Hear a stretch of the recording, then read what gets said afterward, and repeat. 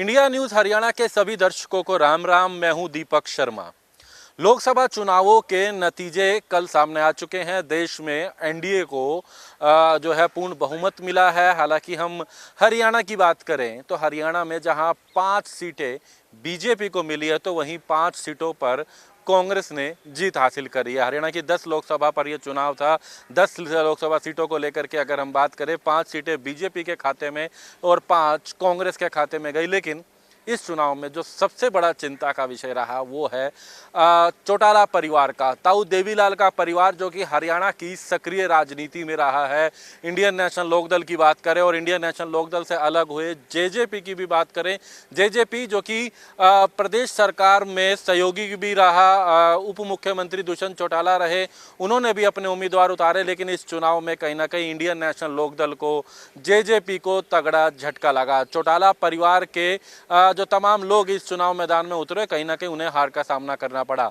चर्चा करेंगे चौटाला परिवार पर। एक बार सबसे पहले हम नाम लेंगे रणजीत चौटाला। यूं तो वो बीजेपी के उम्मीदवार थे हिसार लोकसभा से और कड़ा मुकाबला हिसार में देखा गया था, लेकिन रणजीत चौटाला को इस चुनाव में हार का सामना करना पड़ा। हम रणजीत चौटाला की अगर बात करें, क्योंकि कांग्रेस से मुकाबला था, कांग्रेस से जयप्रकाश जो है उन्होंने जीत हासिल करी। 5,70,424 वोट जो है जयप्रकाश ने हासिल करे और उनके बाद 5,07,043 वोट रणजीत चौटाला को मिले, जो कि तकरीबन 63,381 वोट से रणजीत चौटाला जो है इस चुनाव को हारे। दूसरे नंबर पर रणजीत चौटाला रहे, लेकिन हिसार की इस सीट से चौटाला परिवार की साख दांव पर थी। चौटाला परिवार की अगर बात करें तो एक तरफ तो रणजीत चौटाला थे, उनके साथ साथ सुनैना चौटाला जो कि इनेलो की उम्मीदवार थी।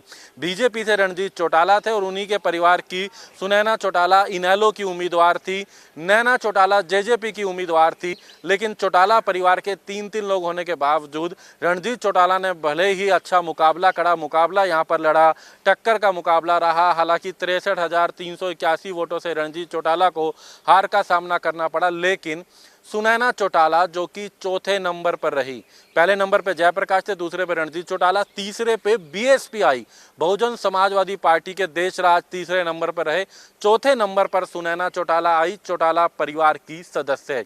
सुनैना चौटाला को भी अगर बात करें तो कोई ज़्यादा मत नहीं मिला, वोट नहीं मिले, केवल 22,303 वोट मिले।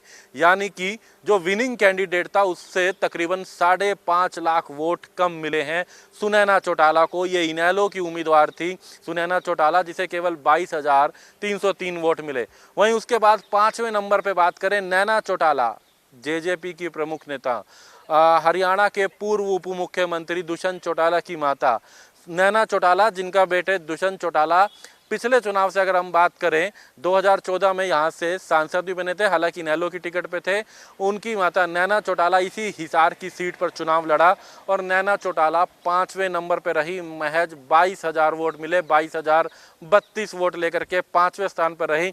पहले पे कांग्रेस, दूसरे पे रणजीत चौटाला जो कि बीजेपी के उम्मीदवार थे, तीसरे पे बीएसपी और चौथे पर सुनैना, 5वें पर नैना चौटाला।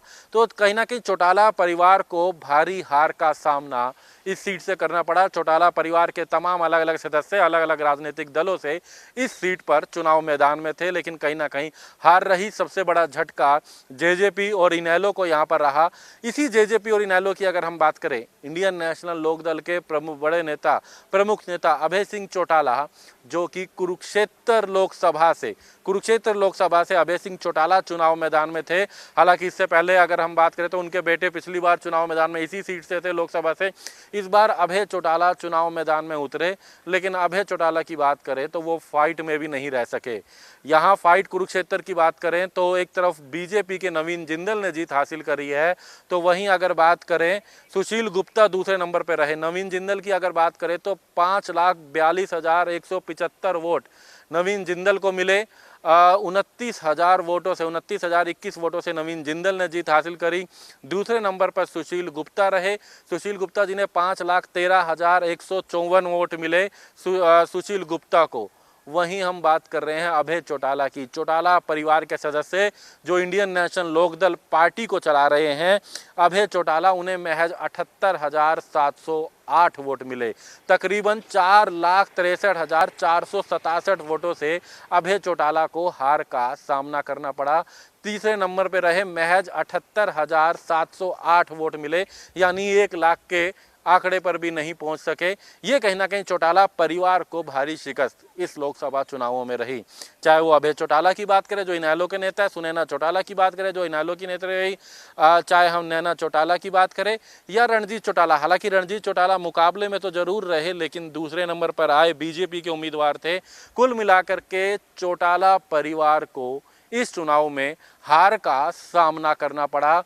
चौटाला परिवार के यूं तो कई सदस्य इस चुनाव मैदान पे थे, चाहे हम रणजीत चौटाला की बात करें, अभय चौटाला की बात करें, सुनैना चौटाला की बात करें, नैना चौटाला की बात करें, लेकिन सभी को ही हार का सामना करना पड़ा। इस लोकसभा में चौटाला परिवार का एक भी सदस्य संसद में नहीं पहुंच सका और केवल रणजीत चौटाला हैं जो मुकाबले में रहे। हालांकि वो बीजेपी के उम्मीदवार थे, उन्होंने अच्छा वोट भी हासिल करा, 5 लाख से ज़्यादा वोट उन्होंने हासिल करे, 5,07,000 वोट थे। बाकी लोगों की बात करें, चाहे वो सुनैना चौटाला हो, चाहे वो नैना चौटाला हो, चाहे वो अभय चौटाला हो, 1 लाख के आंकड़े पे भी नहीं पहुंचे। और यहाँ पर सुनैना और नैना चौटाला तो 22-22 हज़ार वोट इस चुनाव मैदान में ले सके हैं। तो कहीं ना कहीं चौटाला परिवार के लिए भी एक मंथन का विषय जरूर है कि आगामी चुनावों में, क्योंकि ये लोकसभा था और इसके बाद कहा जाता है कि विधानसभा की तैयारियां शुरू हो जाती हैं, तो कैसे अब चौटाला परिवार को ये मंथन करना है, इंडियन नेशनल लोकदल को ये मंथन करना है, जेजेपी को ये मंथन करना है कि लोकसभा के नतीजों के बाद विधानसभा पर कैसे चौटाला परिवार को अपनी साख बचानी है।